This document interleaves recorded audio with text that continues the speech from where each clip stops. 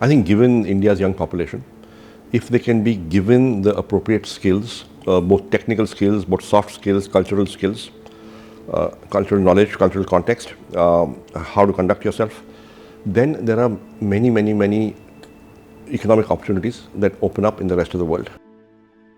Services exports in India have been a success when we define services exports by sort of software exports or BPO exports or other things. But remittances are also a form of services exports. And we had $120 billion in remittances. This 120 billion can go to 300 billion. Our diaspora can go from 18 million to 30 million.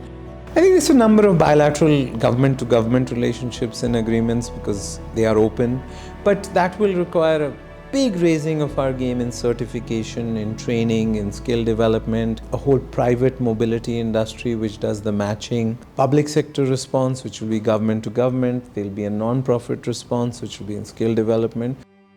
Essentially, this requires a lot of teamwork between non-profits, private sector and the government. For India to be a $30 trillion economy, Viksit Bharat, we have to operate at a global level, which means that the aspirations of Indians has to be at a global level.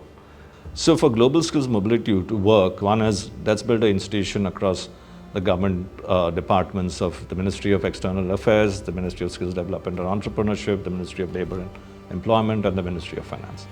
Number two, build the private sector institutions that brings together the various businesses across recruitment, skilling, language, visa together in one single industry.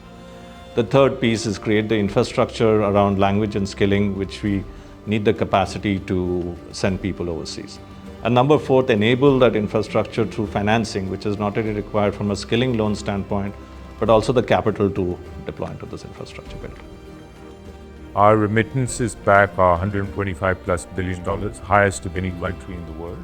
We are a very large diaspora that's doing well.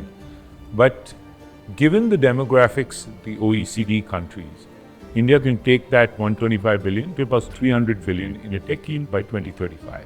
So 2.5 times. That money is precious because when it comes in to India, it's spent in our local economy and it has a huge multiplier effect.